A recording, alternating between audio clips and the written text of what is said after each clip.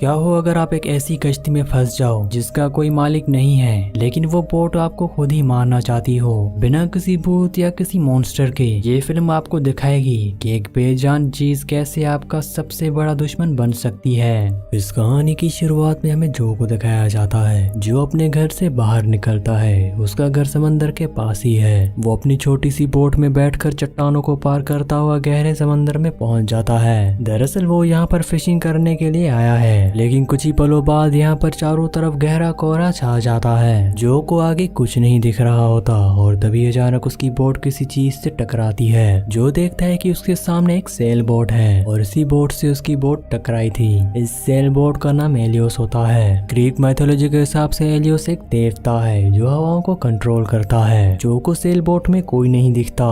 वो कई बार आवाज लगाता है लेकिन कोई भी बाहर नहीं आता। इसीलिए जो अपनी बोट को सेल बोट के साथ बांध कर सेल बोट के अंदर चला जाता है। यहाँ पर उसे एक किताब और बहुत सारा सामान दिखता है जो कि यकीनन किसी इंसान का है, लेकिन इस सेल बोट में कोई भी इंसान नहीं है। वो सेल बोट के रेडियो से दूसरे लोगों से कांटेक्ट करने की कोशिश करता है लेकिन उसका कांटेक्ट नहीं हो पाता। जो को कुछ भी समझ नहीं आता कि सेल बोट में जो लोग थे वो आखिर कहाँ गए। कोई इतनी महंगी सेल बोट को बीच समंदर में छोड़कर आखिर कैसे जा सकता है। वो सेल बोट में चारों तरफ घूमना शुरू कर देता है और तभी वो देखता है अपनी छोटी सी बोट जो उसने सेल बोट के साथ अच्छे से बांधी थी वो वहाँ पर नहीं है। वो वहाँ से गायब हो चुकी है। साथ ही घना कोहरा होने की वजह से उसे आगे कुछ भी नहीं दिखता। वो अपनी दूरबीन से चारों तरफ देखता है लेकिन उसे अपनी बोट कहीं भी नहीं दिखती और तभी अचानक उसे सेल बोट के नीचे से आवाज आती है जिसे सुनकर जो डर जाता है क्योंकि कुछ ही देर पहले उसने नीचे जाकर चेक किया था जहाँ पर कोई भी नहीं था। जो एक बार फिर से नीचे जाता है। वो देखता है कि बोट के हिलने की वजह से टॉयलेट का दरवाजा अपने आप ही खुल और बंद हो रहा होता है। वो टॉयलेट के दरवाजे को बंद करके इंजन के पास आता है। उसे पता है कि इस सेल बोट के अलावा यहाँ से निकलने का और कोई रास्ता नहीं है। वो इंजन को स्टार्ट करने की कोशिश करता है लेकिन इंजन स्टार्ट नहीं होता। साथ ही बोट का जो कंपास है वो भी खराब है, इसीलिए उसे डायरेक्शन का भी पता नहीं चलता।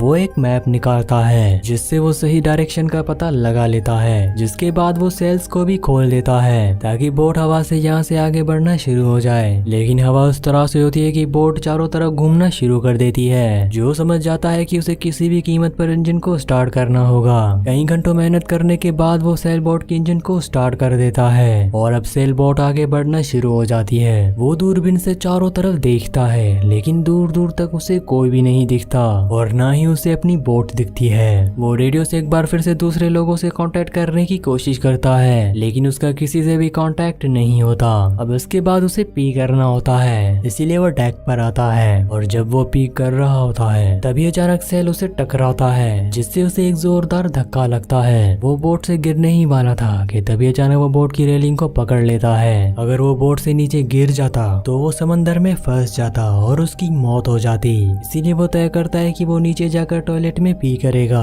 और वो टॉयलेट के अंदर पी करने के लिए जाता है और तभी दरवाजा अपने आप ही लॉक हो जाता है। वो लॉक खोलने की बहुत ही कोशिश करता है लेकिन लॉक उससे नहीं खुलता।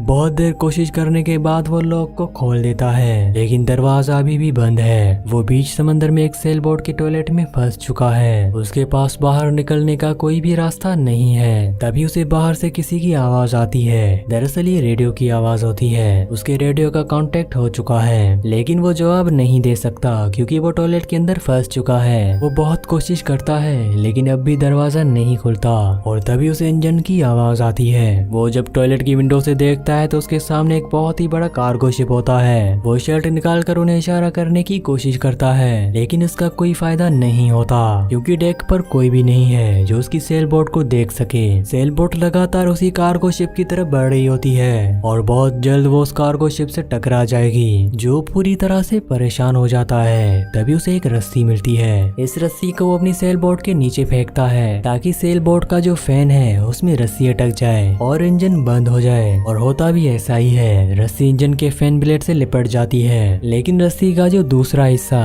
जो के पास ही है वो उसके गले के साथ अटक जाता है। रस्सी लगातार उसके गले को दबा रही होती है और जो किसी तरह से अपने गले से रस्सी निकालने में कामयाब हो जाता है। रस्सी ने उसके गले को इतनी जोर से दबाया होता है कि अब वो बेहोश हो रहा है और तभी उसकी सेल बोट कार्गो शिप से टकराती है जिस वजह से अब धीरे धीरे सेल बोट में पानी भरना शुरू हो जाता है। कुछ देर बाद जब जो को होश आता है तो वो देखता है है कि वो कार्गो शिप उसके आसपास कहीं भी नहीं है। इसका मतलब यह है कि वो कार्गो शिप इससे बहुत ही दूर जा चुका है। तभी उसे बाहर किसी के कदमों की आवाज सुनाई देती है, जो सुनकर वो हैरान हो जाता है क्योंकि सेल बोट इतनी बड़ी नहीं है और उसने पूरी सेल बोट को चेक किया था, उसमें कोई नहीं था। जो को लगता है कि ये उसका वहम है। जो कि सबसे बड़ी प्रॉब्लम ये होती है कि सेल बोट अभी भी बहुत रफ्तार से आगे बढ़ रही है। हालांकि रस्सी से उसने इंजन को बंद कर दिया था, लेकिन सेल बोट की जो सेल है वो खुली हुई है, इसीलिए हवा की वजह से वो बहुत तेज रफ्तार से चल रहा होता है। वो अब किसी भी तरह से इस बोट को रोकना चाहता है, इसीलिए वो एक डंडे से सेल की रस्सी को खींच कर उसे डाउन कर देता है, जिससे सेल बोट रुक जाती है। पर जल्द ही वो रस्सी अपने आप ही टूट जाती है और एक बार फिर से सेल बोट हवा की रफ्तार से आगे बढ़ना शुरू कर देती है। जो पूरी तरह से फ्रस्ट्रेट हो जाता है क्योंकि उसकी सारी कोशिशें नाकाम हो चुकी है और अब टॉयलेट के अंदर पानी भी भरना शुरू हो जाता है। जब वो पानी को टेस्ट करता है तो उसे पता चल जाता है कि ये समंदर का पानी नहीं है, क्योंकि पानी मीठा होता है। जो चिल्ला चिल्ला कर कहता है कि मुझे पता है कि बाहर कोई है, मुझे तुम्हारी हेल्प की जरूरत नहीं है, मैं खुद यहाँ से निकल सकता हूँ। जो को पूरा यकीन हो चुका है कि बाहर जो भी इंसान है वो जो को चोर समझ रहा है, इसीलिए जो को उसने यहाँ पर कैद किया है। और अब टॉयलेट के अंदर जो पानी होता है वो अपने आप ही नीचे चला जाता है। कई घंटे बीत जाते हैं, जो को प्यास लगी होती है और एक बार फिर से पानी ऊपर आता है, लेकिन इस बार जब वो पानी को टेस्ट करता है तो वो मीठा नहीं बल्कि खारा पानी है। यानी कि कार्गो शिप से टकराने के बाद जो सेल बोट डैमेज हुई थी वहाँ से समंदर का पानी सेल बोट के अंदर भरना शुरू हो गया है और धीरे धीरे उसका लेवल बढ़ना शुरू हो जाता है। और तभी वो विंडो से बाहर देखता है, सामने एक बहुत ही बड़ा तूफान होता है। सेल बोट लगातार उसकी तरफ बढ़ रही होती है। वो एक डंडे में ब्लेड लगाकर सेल बोट की जो सील्स होती हैं उनकी रस्सी काटने की कोशिश करता है, लेकिन कोई फायदा नहीं होता।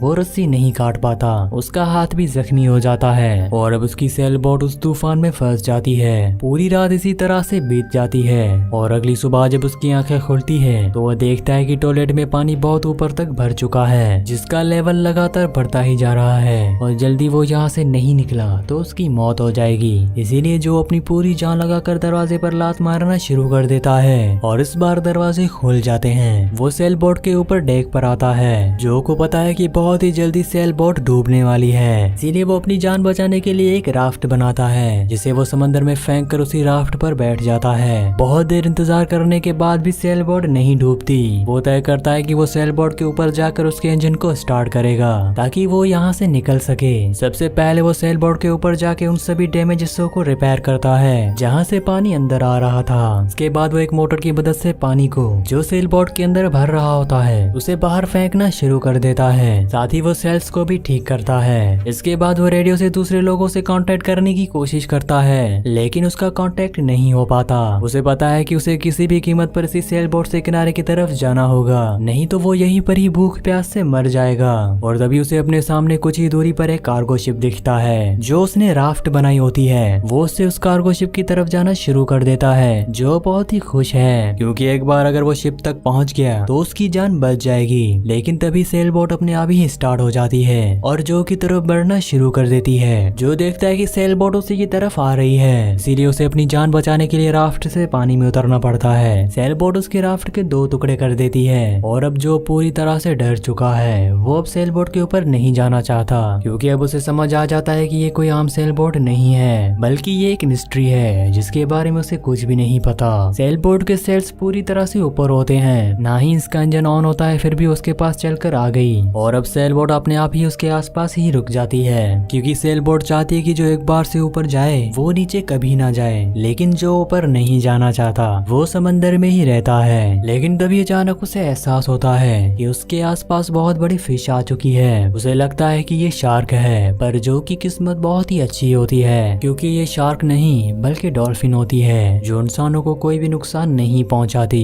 अब पानी बहुत ही ठंडा होने की वजह से जो को बहुत ही ठंड लग रही होती है और तभी सेल बोट उसके पास आ जाती है, जैसे सेल बोट उसे कह रही हो कि तुम ऊपर आ जाओ। मजबूरी में जो को सेल बोट के ऊपर जाना पड़ता है, क्योंकि अगर वो रात भर पानी में रहा तो उसे हाइपोथर्मिया हो जाएगा, जिससे उसकी मौत हो जाएगी। जो बोट के अंदर जाकर सो जाता है। अगली सुबह जब वो उठता है तो वो देखता है कि बोट का दरवाजा अपने आप ही लॉक हो चुका है, यानी कि वो बाहर नहीं निकल सकता। तभी वो टॉयलेट के अंदर देखता है जहाँ पर टॉल पर एक छोटा सा कवर लगा होता है। वो उस कवर को खोलता है, तब वो देखता है कि यहाँ से ऊपर जाने का रास्ता है। अब वो उस जगह से ऊपर ऊपर जाने की कोशिश करता है, जहाँ पर उसे एक चाकू भी मिलता है। यहाँ पर कुछ खाने का भी सामान होता है। जो समझ जाता है कि कोई यहाँ पर छुपा हुआ था। अब वो ऊपर जाने की कोशिश कर रहा होता है, लेकिन तभी वो छोटा सा कवर अपने आप ही बंद हो जाता है, जिसका मतलब ये है कि एक बार फिर से जो यहाँ पर फंस चुका है। साथ ही सेल बोट बहुत ही तेजी से चल रही होती है। जो जोर जोर से चिल्लाने लगता है कि मुझे छोड़ दो, मुझे जाने दो, मैंने तुम्हारा क्या बिगाड़ा है। और अपने आप ही सेल बोट अगले पर ही रुक जाती है। सारे दरवाजे भी खुल जाते हैं। जो सेल बोट से बाहर आता है वो देखता है कि वो एक आइलैंड पर एक टाउन के पास है, जो कि अबेंडन टाउन है। यहाँ पर कोई भी नहीं रहता।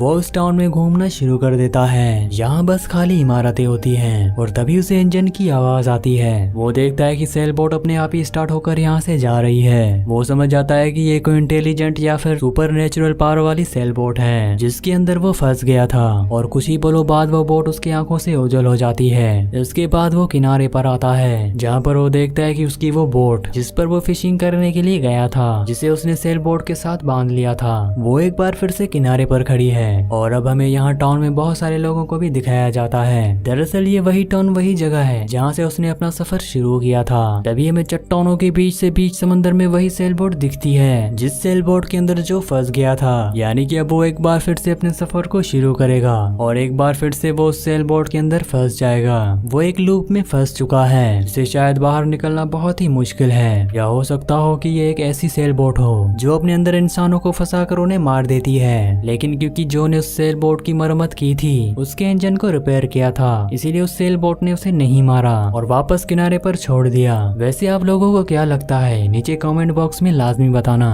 और अगर आप लोगों को ये मूवी पसंद आई हो तो प्लीज इस वीडियो को लाइक और चैनल को सब्सक्राइब लाजमी से कर देना।